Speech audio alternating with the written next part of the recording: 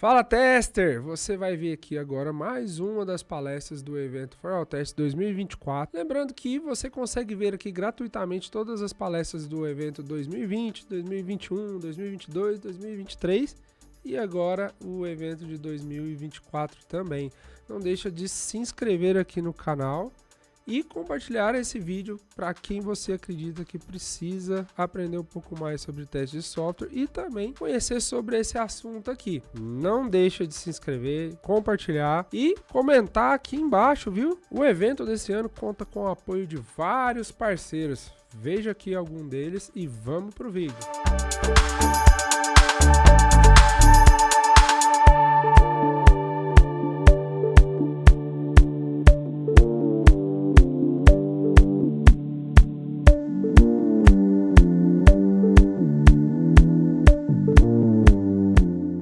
Oi, pessoal. Boa tarde. Bom, hoje eu vou falar sobre testes em API REST. São testes fora dos princípios de QA. Então, ai, meu Deus. Tá, me apresentando. Meu nome é Cristina Nazário, eu sou amazonense, estou em solo carioca há 13 anos. Atualmente, eu trabalho como analista de teste na SAP Sistemas, uma empresa de gestão financeira e conta corrente. Sou formada em gestão da TI. Atualmente, eu sou voluntária no Postman como Supernova. Nosso intuito é só disseminar conteúdo sobre APIs. E também sou voluntária na comunidade das Girls Testing. E eu gosto bastante de falar sobre APIs REST. Não aprendi tudo, tá, gente? Estou no processo. Bom, estamos familiarizados, né, com isso aqui hoje, sobre a formatação, né? Amém. Então, o que é a API REST e como ela funciona? Eu não sei qual é a familiaridade de todos que estão aqui na sala sobre APIs REST, então achei importante trazer, pelo menos, o conceito, para que todo mundo fique na mesma página, tá?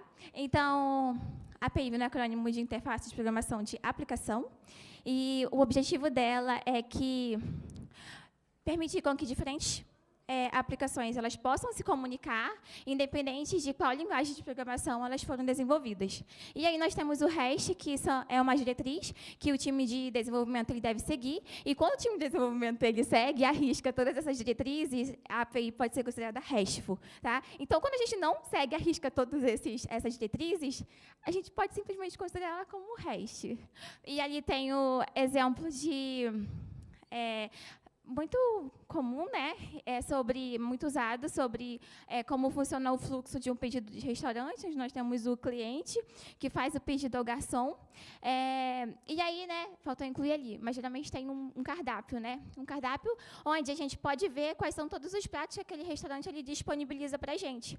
Então, através daquilo ali, o cliente pode fazer o seu pedido ao garçom, o garçom vai lá, leva o pedido até a cozinha, o chefe da cozinha, ele prepara aquela refeição, o garçom pega essa refeição e dá ali para o cliente. Então, da mesma forma, é como funciona uma API.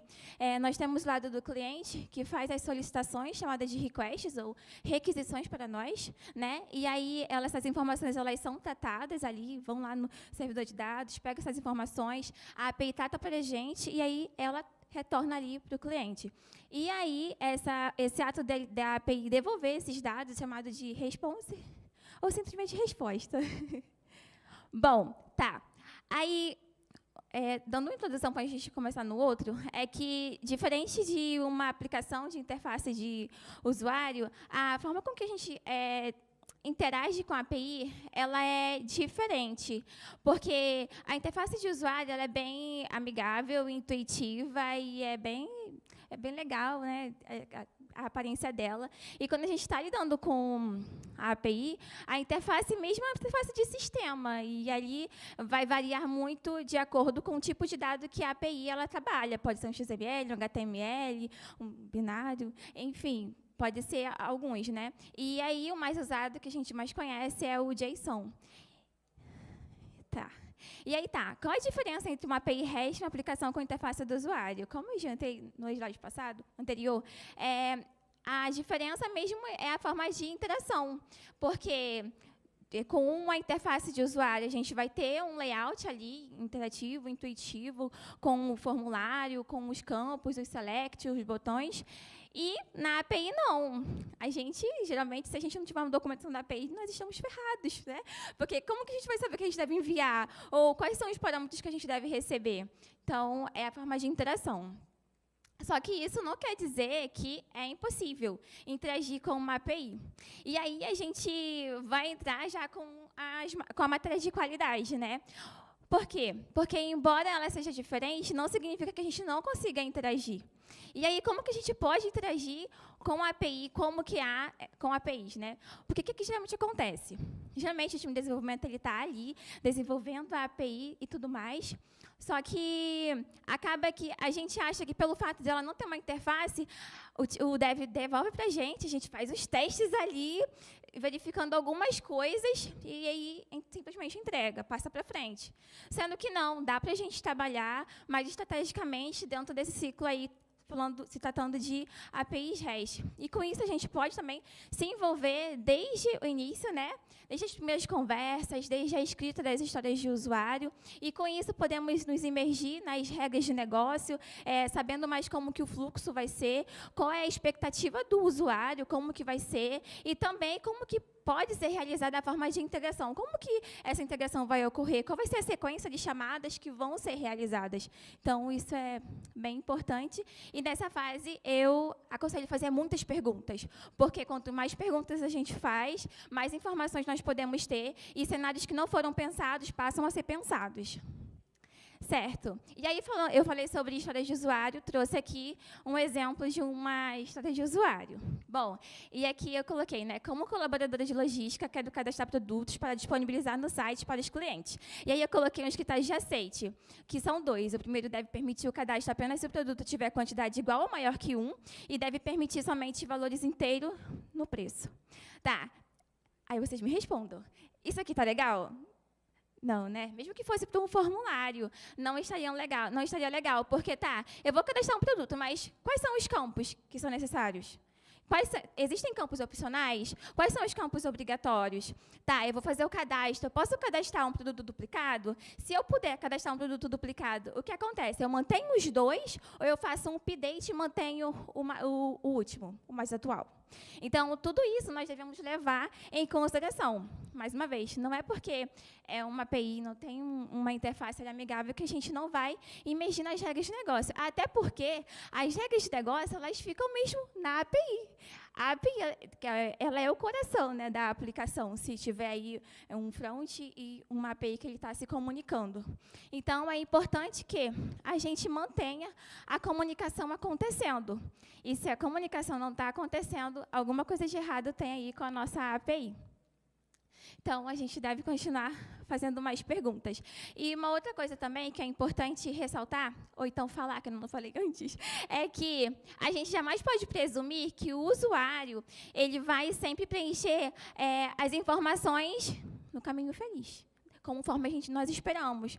Por quê? Porque são pessoas que estão trabalhando, e pessoas elas são propensas a errar.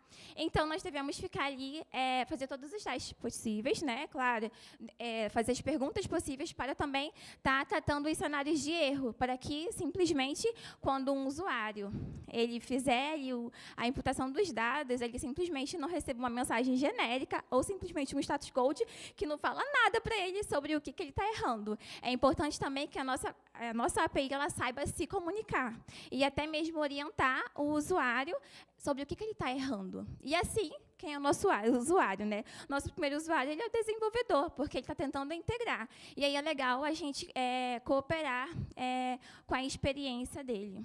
E uma outra coisa também é que a gente não pode também pensar que somente os usuários de front, né, vão estar utilizando ele. Mas a nossa API ela pode estar se integrando potencialmente sem ser conectada com uma UI.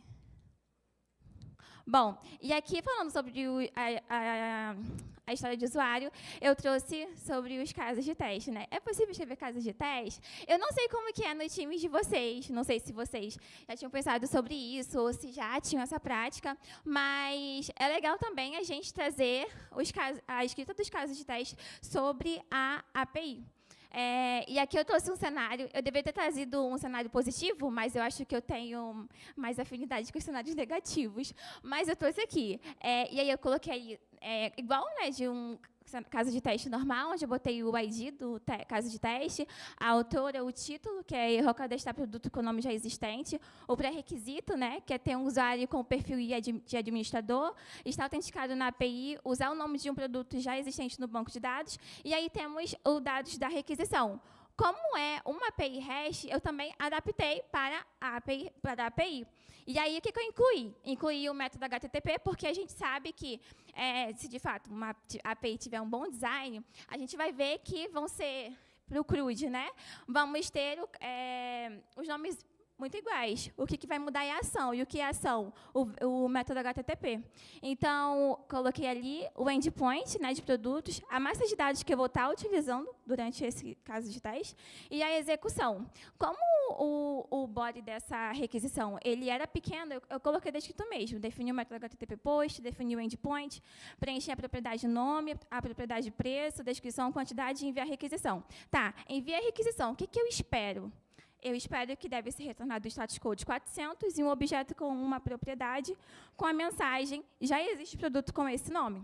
Então, isso facilita muito para a gente sobre o que a gente espera, sobre como a nossa API ela deve se comportar. E também, caso, né, você consiga adiantar isso, uma conversa com o seu dev, pensando aí no melhor dos mundos, ele também já consegue até prever, nossa, será que eu, de fato, já estou prevendo todos esses caminhos aí que a QA levantou? Então, seria importante também.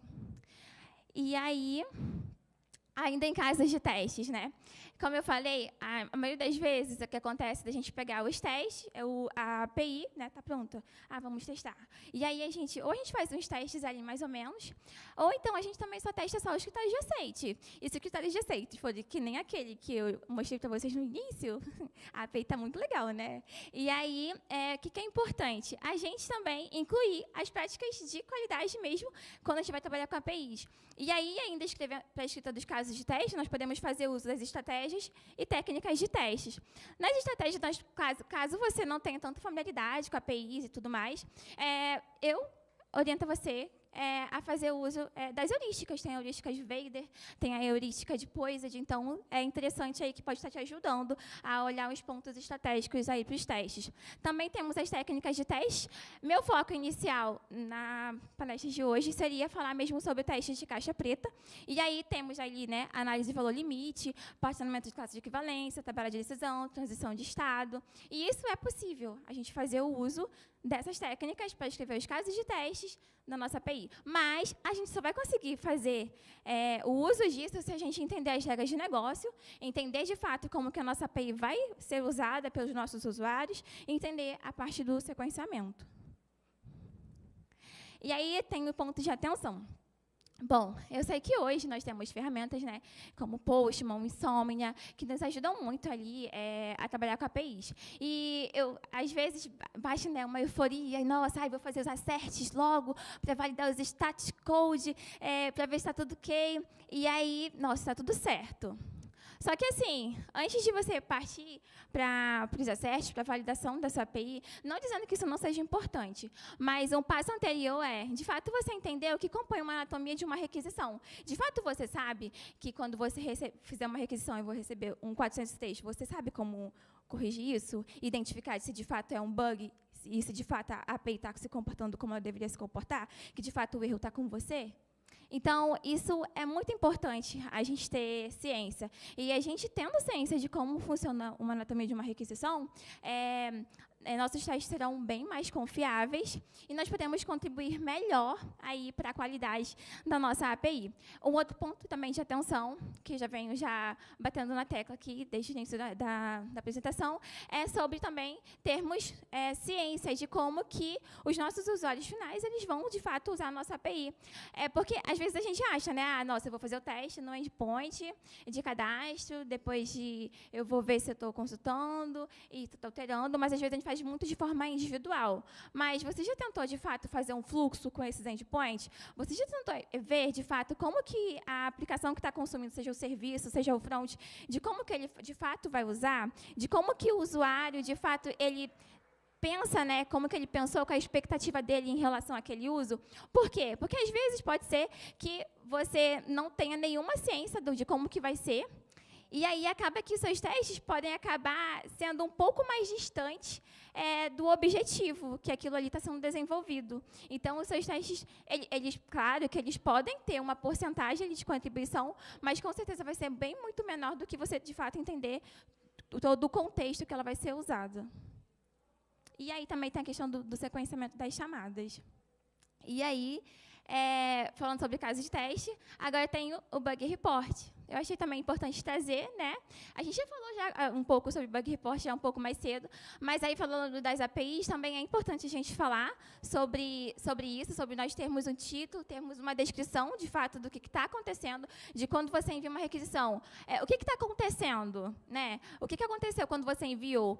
Por que você está achando que está com erro?